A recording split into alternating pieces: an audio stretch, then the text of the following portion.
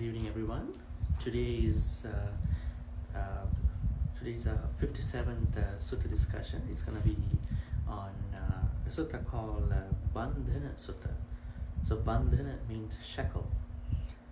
So we're going to be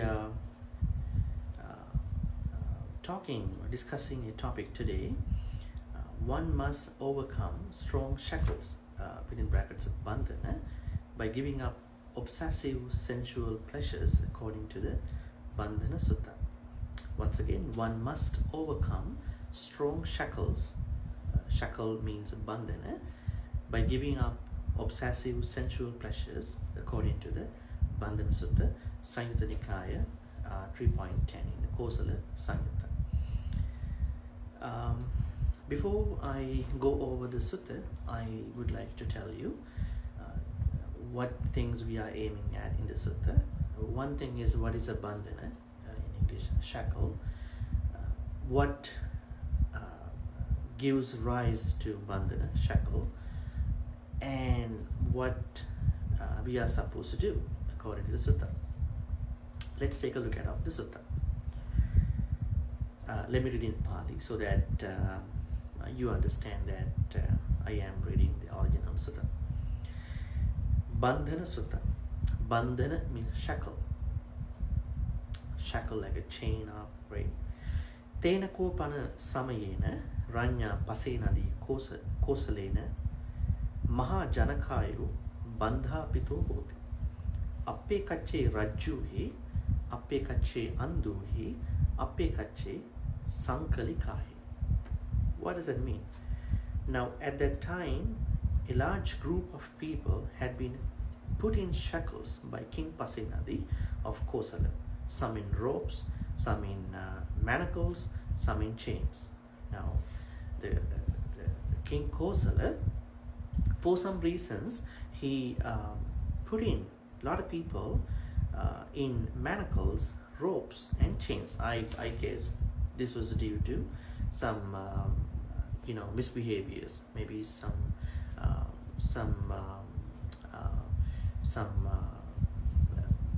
bad actions. Sometimes it could have been for some crimes.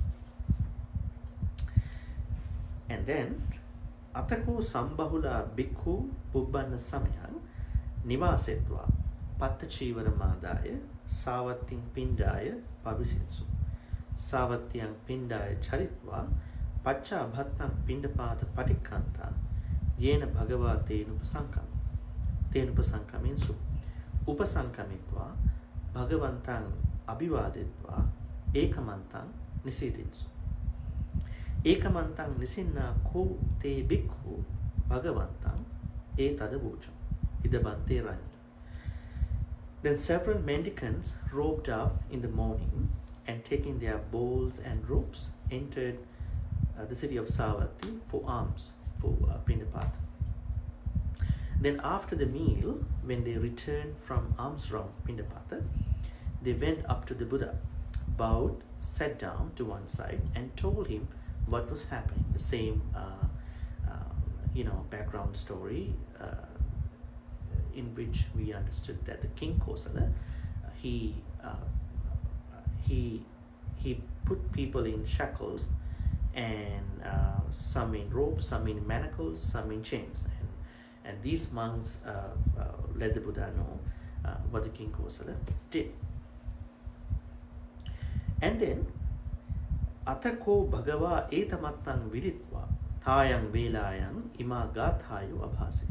Then, knowing the meaning of this, on that occasion the Buddha recited these verses. Let me see what Buddha recited in 2 stanzas. Natang dalhan bandhana mahudira yada yasang darujang babbajancha saratta ratta manikundalisu puttesu dare sucha ya apeka. The meaning: Natang dalhang bandhana mahudira, the wise, the individuals who have panya, wisdom. The wise say that shackle is not strong. Yada yasam darujang babbajancha, that is made of iron, wood, or knots. Now you can see that the people who were in ropes, manacles, and chains, they were, they were put in shackle in these materials. And Buddha says the wise, including him and the arahants and Aryapukkaras, they don't consider this is the real strong shackle. Saratta ratta manikundalesu, but obsession with jewels and earrings. Putte sudare sucha ya apeka, concern for your partners and children. So the real strong shackle is obsession with jewels and earrings. So if someone is too much into earrings and jewels, as well as so much concerns for your partners and children, that is the strongest shackle. It's not the shackle that is put in by the king for the people who do crimes, who make crimes. The next stanza. Etang dalhang bandhana mahudira oharinang sitilang duppa muncha etam pichetwana paribbajanti anapekkino kamasukam pahayati. Etang dalhang bandhana mahudira. This, the wise say, is a strong shackle. So the strong shackle is not the shackle which is done with chains, manacles, or ropes. The strong shackle is the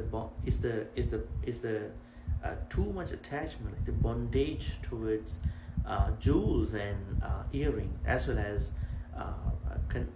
too much consideration for your partners and children. This, the wise say, is a strong shackle that drags you down tight, hard to escape. When you have shackle, when you have obsession into earrings, jewels, earrings, partners and children, then what happens? That drags you down tight, hard to escape. You can't escape, it's too tight.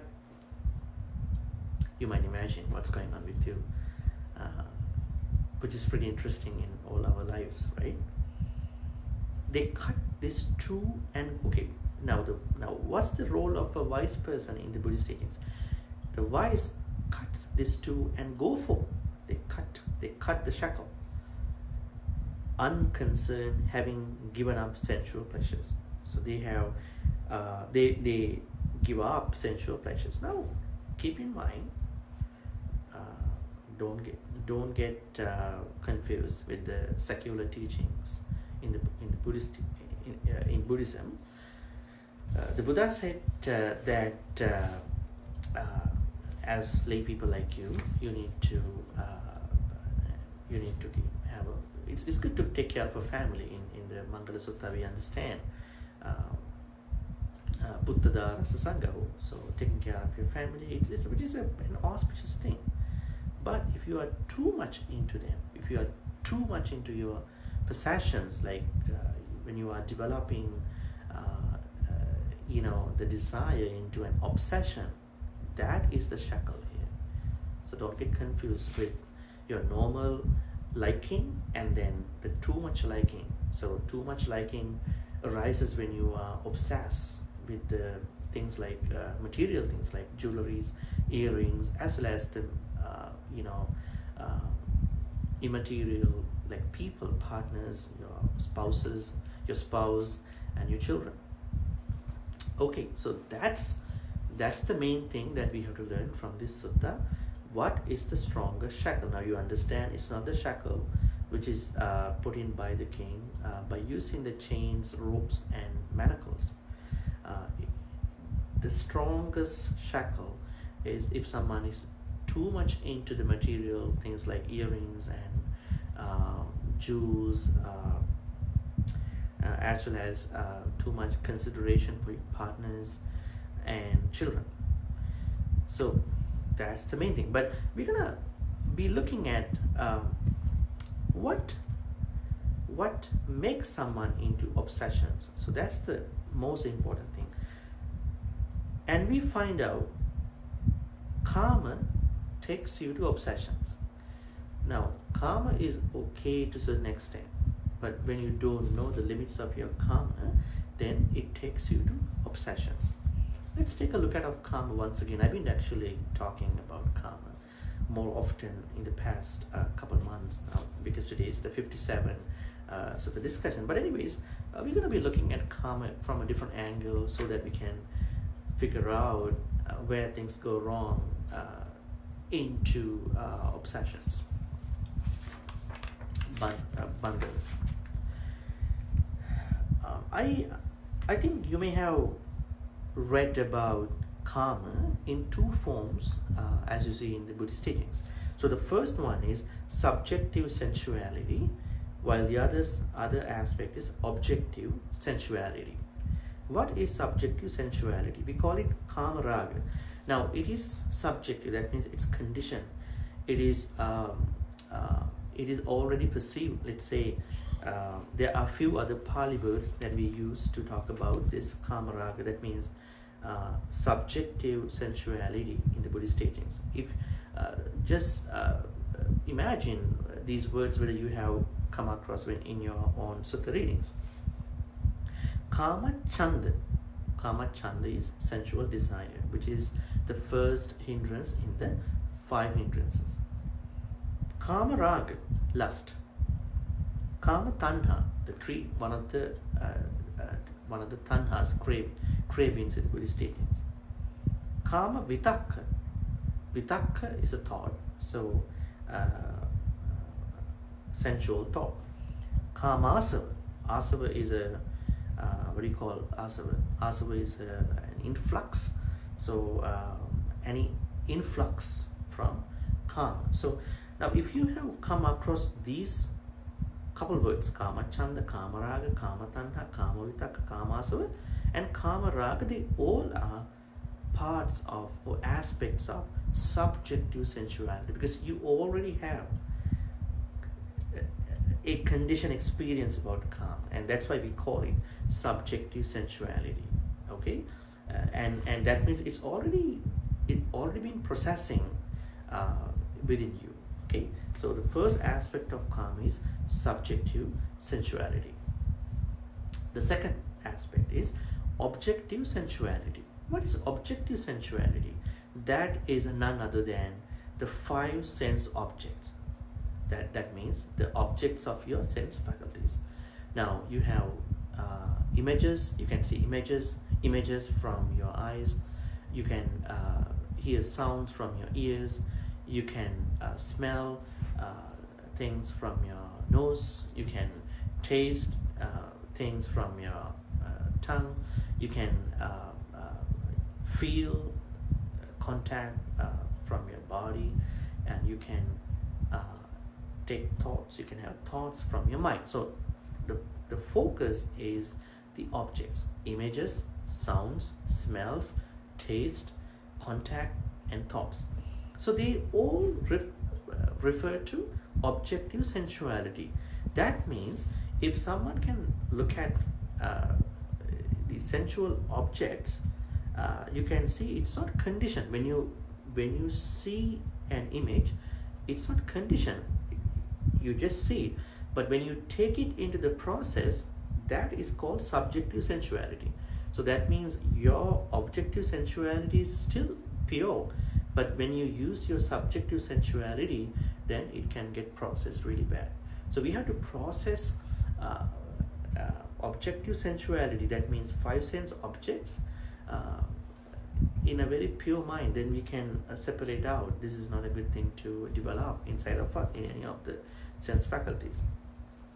So now you understand karma has 2 perspectives, one being subjective sensuality, the other one is objective sensuality. Subjective sensuality means conditioned sensual experience which is already processed or going to be processed. But the second aspect called objective sensuality means your dose of your entry points of taking objects, karma objects. We can't call it impure because you're still letting your doors open, but if you use your subjective sensuality, I mean the already existing karma experience, just to process objective sensuality things, then you are doing a pretty bad job. But if you use your conditioned experience less, but you are strengthening your mindfulness and wisdom to take the objects, I would say images, sounds, smell, taste, contact, or thoughts, with mindfulness and wisdom, without using your subjective experience of sensuality, you are pretty good. You are hassle free. So now, after I shared with you about these two aspects of karma, the most important analysis of karma is twofold. It's called kilesa karma and vata karma, which we have been talking a lot in the past few months. Kilesa karma means karma as a mental defilement. Let's say you may like some food, but you are keeping it as a mental defilement. You are not going to make that happen because you are trying to get over that unnecessary feel. Let's say if you have too much craving about some food or something, a person, you are trying to get over that feeling without making it happen. So you are fighting, like it's like a kind of a immunization within your thoughts. But when it comes to vatu karma, that means karma as the object base of sensuality, which could be a big problem. Sometimes there are a lot of things you might crave, but you are not going to all of them because you are having your self-control, you're having your self-restrained about what to go or not to go. So this definition or this categorization is also very important, because if we know this categorization in two ways, kilesa karma and vatu karma, the first thing that will come to us is karma, sensuality as a mental experience, and then we will be able to find a place, an opportunity to take care of it and then get over it and overcome it without processing it into the material aspects, which you call vatu karma. But there are things that you can go for. Let's say you can have a partner, you can go for whatever the desired things, but there is moderation that we really want to talk about.